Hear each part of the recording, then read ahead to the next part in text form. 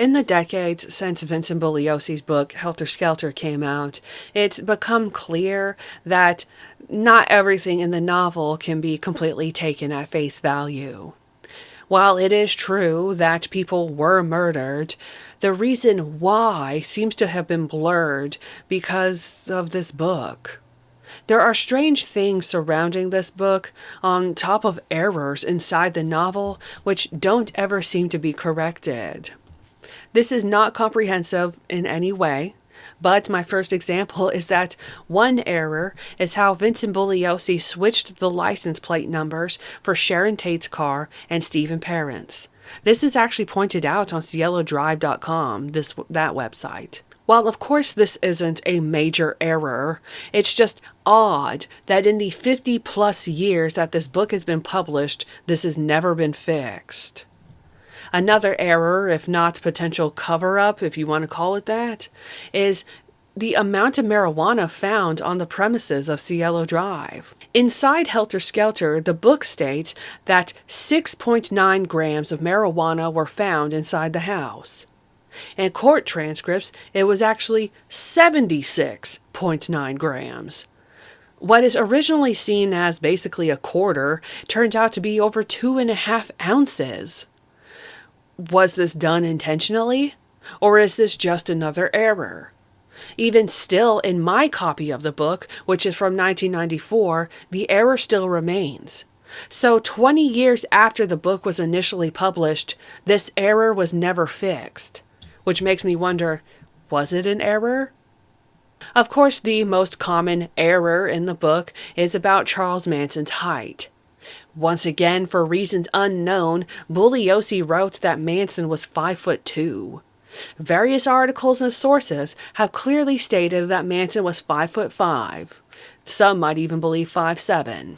While this height error doesn't exactly absolve Charlie of guilt, it's still just strange, you know? It really makes you question how intentional this was. I wonder, was this a way to get back at Charlie? Because to me, it seems petty and of course detracts from Bugliosi's credibility. Certain things that actually would have made Bugliosi's argument that the crimes were done because of Helter Skelter were left out.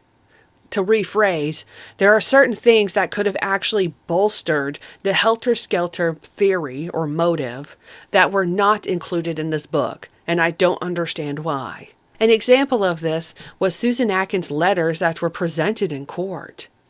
In the letter to Ronnie Howard, she said it was to instill fear into pigs and to bring on Judgment Day, which is here now for all. Even though he mentions that the letters were introduced to the jury and read to them in court, he does not state what they said in the novel. This is not posted at all. While the letters had to be edited in court, the lines that were deleted are actually still able to be read in the transcripts. It's especially strange to me that Bugliosi didn't mention these details in the novel. I suppose that he just assumed people would take everything at face value. I think that's probably part of Bugliosi's hubris, is that he didn't think anyone would ever question him because, I convicted them, right? What's also, of course, strange, and I think this is very, very important, is how there are multiple pieces of missing transcripts from the Tate LaBianca trial.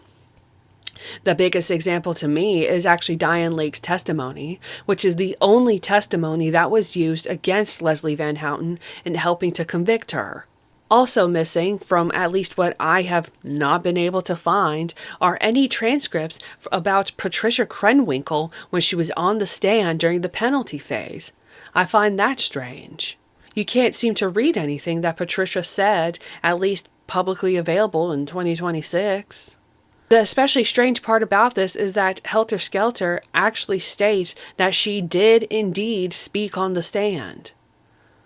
Another testimony missing is Paul Watkins. His testimony is missing, and another piece of testimony is missing where Leslie stated on the stand that she didn't seem to know that she was being recorded at one point when she was talking about the motive of the crimes with her lawyer, Marvin Part. So, in the decades since, there have been many people who have voiced how Bugliosi's book was very self-aggrandizing, and I definitely agree. The motive to this book being written is questionable within itself. Helter Skelter theory, well, what was Bugliosi's motive for writing Helter Skelter? What's the theory on that, right? Apparently, within the first day, early into the trial, his co-author Kurt Gentry was in the courtroom pretty much watching from the start. And actually, this is mentioned in his book itself, which I guess he just didn't think anyone would find suspicious. When I decided to post a poll on my community tab for my YouTube channel, I had asked you guys, do you completely believe everything written in Bugliosi's book, Helter Skelter? Do you think everything is correct? And 94% of you said no. And I think that is very, very interesting. And in many ways good, because that shows to me that in the 52 years or so that this book has been out, not everyone takes this at face value. And I think it's very obvious that many people realize that not only is there a bunch of stuff missing, but there's a lot of self-promotion with Bugliosi here. Even though these crimes did occur and there are guilty parties in this, for some reason this became a meal ticket, in my opinion, in Bugliosi's eyes.